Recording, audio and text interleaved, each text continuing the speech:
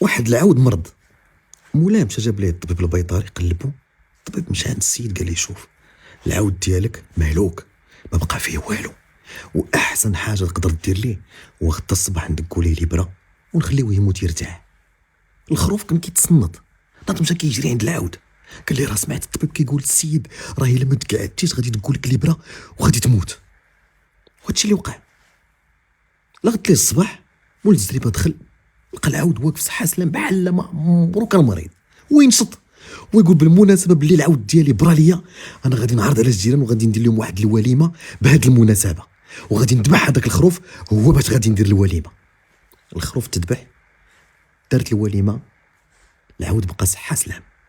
وهاد العبره كتقول ليك هو انك ديما دخل سوق راسك، ندخل في شي حوايج ما كيعنيوكش، لا تصدق دايرين بك الوليمه وديما كوكب.